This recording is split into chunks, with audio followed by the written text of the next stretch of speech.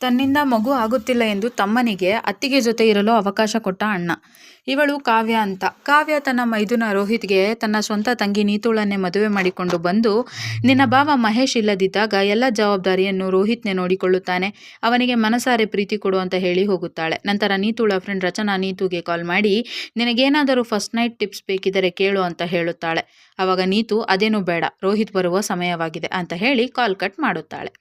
ಆವಾಗ ರೋಹಿತ್ ನೀತು ಹತ್ತಿರ ಬರದೆ ಕಾವ್ಯ ಹತ್ತಿರ ಹೋಗಿ, ಅಣ್ಣ ಮಹೇಶ್ ಎಲ್ಲಿದ್ದಾನೆ ಅಂತ ಕೇಳುತ್ತಾನೆ. ಆವಾಗ ಕಾವ್ಯ, ಮಹೇಶ್ ಬೇರೆ ರೂಮಿನಲ್ಲಿ ತನ್ನ ಆಫೀಸ್ ಕೆಲಸ ಮಾಡುತ್ತಿದ್ದಾನೆ, ನಾವಿಲ್ಲಿ ನಮ್ಮ ಕೆಲಸ ಮಾಡೋಣ ಅಂತ ಹೇಳಿ ರೋಹಿತ್ ಜೊತೆ ಸ್ವರ್ಗ ಸುಖ ಕಂಡು ಇನ್ಮೇಲೆ ಹೋಗಿ ನೀತೂಳ ಕೂಡ ಖುಷಿಪಡಿಸು ಅಂತ ಹೇಳುತ್ತಾನೆ. ಅವಾಗ ರೋಹಿತ್, ನನಗಾಗಲ್ಲ, ನನ್ನ ಎನರ್ಜಿ ಎಲ್ಲ ಖಾಲಿ ಆಯಿತು ಅಂತ ಹೇಳುತ್ತಾನೆ. ಆವಾಗ ಕಾವ್ಯ, ನನಗೆ ನಿನ್ನ ಎನರ್ಜಿ ಬಗ್ಗೆ ಸರಿಯಾಗಿ ಗೊತ್ತಿದೆ, ನಮ್ಮಿಬ್ಬರ ಮೇಲೆ ನೀತುಗೆ ಡೌಟ್ ಬರಬಾರದೆಂದರೆ ನೀನು ನೀತುಗೆ ಸಾಕಾಗುವಷ್ಟು ಸುಖ ಕೊಡು, ಆದರೆ ಸ್ವಲ್ಪ ನಿಧಾನತೆ ಇರಲಿ ಅಂತ ಹೇಳಿ ರೋಹಿತ್ನನ್ನು ಕಳಿಸುತ್ತಾಳೆ.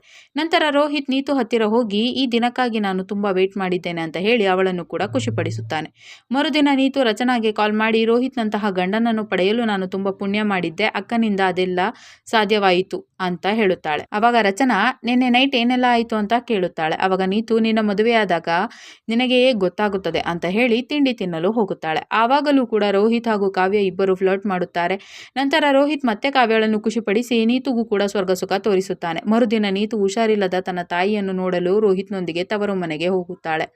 ಅವಾಗ ರೋಹಿತ್, ಅತ್ತಿಗೆ ನಿಮ್ಮ ಖರ್ಚಿಗಾಗಿ ಹಣ ಕೊಟ್ಟಿದ್ದಾರೆ ಅಂತ ನೀತುಳ ತಂದೆ ಅವಿನಾಶ್ ಕೈಯಲ್ಲಿ 1,00,000 ಹಣ ಕೊಡುತ್ತಾನೆ. ಅವಾಗ ಅವಿನಾಶ್, ಕಾವ್ಯ ಗಂಡನ ಮನೆಯಲ್ಲೇ ಇದ್ದುಕೊಂಡು 2 ಮನೆ ನೋಡಿಕೊಳ್ಳುತ್ತಿದ್ದಾಳೆ, ಅವಳನ್ನು ಸರಿಯಾಗಿ ನೋಡಿಕೊ ಅಂತ ನೀತುಗೆ ಹೇಳುತ್ತಾರೆ. ಮರುದಿನ ಕಾವ್ಯ ಮಾರ್ಕೆಟ್ಗೆ ಡ್ರಾಪ್ ಮಾಡುವಂತೆ ಮಹೇಶ್ಗೆ ಹೇಳುತ್ತಾಳೆ. ಅವಾಗ ಮಹೇಶ್, ನನಗೆ ಅರ್ಜೆಂಟ್ ಕೆಲಸವಿದೆ, ರೋಹಿತ್ ಜೊತೆ ಹೋಗು ಅಂತ ಹೇಳಿ ಹೋಗುತ್ತಾನೆ. ನಂತರ ಖುಷಿಯಾದ ಕಾವ್ಯ ರೋಹಿತ್ ಜೊತೆ ಮಾರ್ಕೆಟ್ಗೆ ಹೋಗುವ ನೆಪದಲ್ಲಿ ಇಬ್ಬರು ಕ್ಲೋಸ್ ಆಗಿ ಕುಳಿತುಕೊಂಡು ಬೈಕ್ ರೈಡ್ ಎಂಜಾಯ್ ಮಾಡುತ್ತಾರೆ. ಅವಾಗ ಅವರನ್ನು ನೋಡಿದ ರಚನಾ ನೀತು ಅಂತ ಅಂದುಕೊಂಡು ಅವರನ್ನು ಕೂಗಿ, ಏನು ನನ್ನನ್ನು ನೋಡದೆ ರೋಹಿತ್ ಹಾಗೂ ನೀನು ಬೈಕ್ ಮೇಲೆ ಹಾಗೆ ಹೋದಿರಲ್ಲ ಅಂತ ನೀತುಗೆ ಕಾಲ್ ಮಾಡಿ ಹೇಳುತ್ತಾಳೆ. ಅವಾಗ ಅದನ್ನು ಕೇಳಿ ನೀತು ಶಾಕ್ ಆದರೆ ಕಾವ್ಯ ಹಾಗೂ ರೋಹಿತ್ ಅದೇ ಪೊಸಿಷನ್ನಲ್ಲಿ ಮನೆಗೆ ಬರುತ್ತಾರೆ. ಅವಾಗ ನೀತುಗೆ ಅವರ ಮೇಲೆ ಮತ್ತಷ್ಟು ಡೌಟ್ ಬಂದರೆ ನಂತರ ಅವರಿಬ್ಬರು ಊಟ ಮಾಡುವಾಗ ಕೂಡ ಮೊದಲಿನ ಹಾಗೆ ಬಿಹೇವ್ ಮಾಡುತ್ತಾರೆ. ಅವಾಗ ಅವರನ್ನು ನೋಡಿದ ನೀತು ಅಲರ್ಟ್ ಆದರೆ ನೈಟ್ ಮಧ್ಯರಾತ್ರಿಯಲ್ಲಿ ರೋಹಿತ್ ಎದ್ದು ಕಾವ್ಯಳ ರೂಮಿಗೆ ಹೋಗಿ, ಕಾವ್ಯಗೆ ನಮ್ಮ ಮೇಲೆ ಡೌಟ್ ಬಂದಿರಬೇಕು ಅಂತ ಹೇಳುತ್ತಾನೆ. ಅವಾಗ ಕಾವ್ಯ, ಆಗೇನೂ ಆಗಿರಲ್ಲ ಬಿಡು ಅಂತ ರೋಹಿತ್ ಜೊತೆ ರೊಮ್ಯಾನ್ಸ್ ಮಾಡಲು ಶುರು ಮಾಡುತ್ತಾಳೆ. ಅವಾಗ ನೀತು ಅಲ್ಲಿಗೆ ಬಂದು ಅವರಿಬ್ಬರನ್ನು ನೋಡಿ ಶಾಕ್ ಆಗಿ, ನೀವಿಬ್ಬರು ನನ್ನ ಬೆನ್ನ ಹಿಂದೆಯೇ ಇಷ್ಟೆಲ್ಲ ಮಾಡುತ್ತಿದ್ದೀರಾ ಅಂತ ಬೈಯುತ್ತಾಳೆ. ಅವಾಗ ಕಾವ್ಯ, ನಾನೇನು ರೋಹಿತ್ನನ್ನು ನಿನ್ನಿಂದ ಕಸಿದುಕೊಂಡಿಲ್ಲ, ಅವನನ್ನು ಶೇರ್ ಮಾಡಿಕೊಳ್ಳುತ್ತಿದ್ದೇನಷ್ಟೇ, ರೋಹಿತ್ ನಮ್ಮಿಬ್ಬರನ್ನು ಖುಷಿಪಡಿಸುತ್ತಿರುವಾಗ ನಿನಗೇನು ಸಮಸ್ಯೆ ಇದೆ ಅಂತ ಕೇಳುತ್ತಾಳೆ. ಅವಾಗ ನೀತು, ನೀನು ನನ್ನ ಸ್ವಂತ ಅಕ್ಕನಾಗಿ ನನ್ನ ಸಂಸಾರವನ್ನೇ ಹಾಳು ಮಾಡುತ್ತಿದ್ದೀಯಲ್ಲ, ನಾನು ಈ ವಿಷಯವನ್ನು ಮಹೇಶ್ ಅವರಿಗೆ ಹೇಳುತ್ತೇನೆ ಅಂತ ಮಹೇಶ್ ಹತ್ತಿರ ಹೋಗಿ ನಡೆದ ವಿಷಯ ತಿಳಿಸುತ್ತಾಳೆ. ಅವಾಗ ಮಹೇಶ್, ಇದೆಲ್ಲ ನನಗೆ ಮೊದಲೇ ಗೊತ್ತಿದೆ, ನನಗೆ ಮಗು ಮಾಡುವ ತಾಕತ್ತಿಲ್ಲ, ಈ ವಿಷಯ ತಿಳಿದ ಕಾವ್ಯ ನನಗೆ ಡೈವರ್ಸ್ ಕೊಡ್ತೀನಿ ಅಂತ ಹೇಳಿದಾಗ ನನ್ನ ಮಾನವೆಲ್ಲ ಹರಾಜಾಗುತ್ತದೆ ಅಂತ ನಾನೇ ಅವಳಿಗೆ ರೋಹಿತ್ ಜೊತೆ ಸಂಬಂಧ ಬೆಳೆಸಿ ಮಗು ಮಾಡಿಕೊಳ್ಳಲು ಹೇಳಿದ್ದೇನೆ, ದೇವರು ನಮಗೆ ಮಕ್ಕಳ ಆಸೆಯನ್ನು ಯಾವಾಗ ಪೂರೈಸುತ್ತಾನೋ ಏನೋ ಅಂತ ಹೇಳುತ್ತಾನೆ.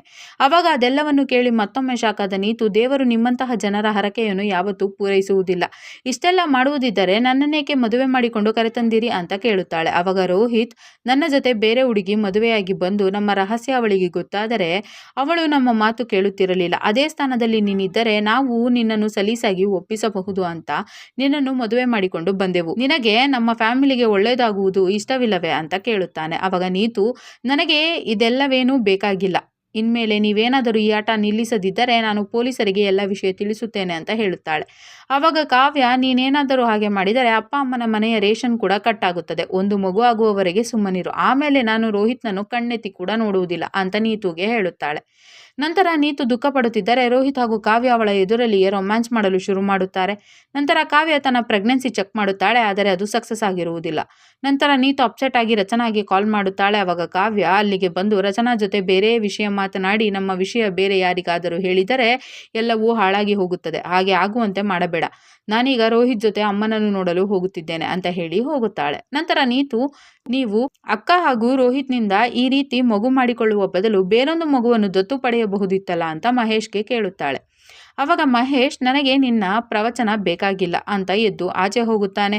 ಮರುದಿನ ಕಾವ್ಯ, ನಾವೆಷ್ಟೇ ಪ್ರಯತ್ನ ಮಾಡಿದರೂ ಮಗು ಆಗುತ್ತಿಲ್ಲ, ಈಗೇನು ಮಾಡುವುದು ಅಂತ ಮಹೇಶ್ನನ್ನು ಕೇಳುತ್ತಾಳೆ. ಅವಾಗ ಮಹೇಶ್, ಮುಂಬೈನಲ್ಲಿ ಒಂದು IVF ಸೆಂಟರ್ ಇದೆ, ಅಲ್ಲಿ ನನ್ನ ಫ್ರೆಂಡ್ ಒಬ್ಬರು ಡಾಕ್ಟರ್ ಇದ್ದಾರೆ, ನೀವಲ್ಲಿಗೆ ಹೋಗಿ ಅವರನ್ನು ಮೀಟಾಗಿ, ಎಲ್ಲವೂ ಸರಿಯಾಗುತ್ತದೆ ಅಂತ ಕಾವ್ಯಗೆ ಹೇಳುತ್ತಾನೆ. ಅಷ್ಟರಲ್ಲಿಗೆ ನೀತು ಅಲ್ಲಿಗೆ ಬಂದು, ಈ ಮನೆಗೆ ಒಂದು ಮಗು ಬೇಕೆಂಬ ಆಸೆ ನನಗೂ ಕೂಡ ಇದೆ. ನಿಮ್ಮ ಈ ಸಂಬಂಧದಿಂದ ನನಗೇನು ಅಭ್ಯಂತರವಿಲ್ಲ ಅಂತ ಕಾವ್ಯ ಹಾಗೂ ರೋಹಿತ್ಗೆ ಹೇಳುತ್ತಾಳೆ.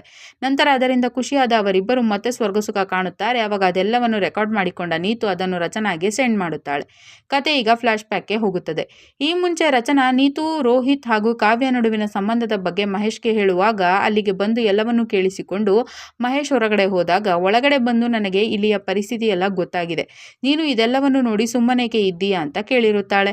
ಅವಾಗ ನೀತು, ನನ್ನ ತಂದೆ ತಾಯಿಗಾಗಿ ಅಂತ ಹೇಳಿರುತ್ತಾಳೆ. ಅವಾಗ ರಚನಾ, ನಿನ್ನ ಅಪ್ಪ ಅಮ್ಮನಿಗೆ ಏನೂ ಆಗುವುದಿಲ್ಲ, ನಾನಿದ್ದೀನಿ, ನಾನೆಲ್ಲವನ್ನು ಸರಿ ಮಾಡುತ್ತೇನೆ, ನೀನು ಅವರ ರಿಲೇಶನ್ಶಿಪ್ ಅಕ್ಸೆಪ್ಟ್ ಮಾಡಿಕೊಂಡ ಹಾಗೆ ನಾಟಕವಾಡಿ ಅವರ ವಿಡಿಯೋ ನನಗೆ ಕಳಿಸು, ಆಮೇಲೆ ನಾನೆಲ್ಲವನ್ನೂ ನೋಡಿಕೊಳ್ಳುತ್ತೇನೆ ಅಂತ ಹೇಳಿರುತ್ತಾಳೆ.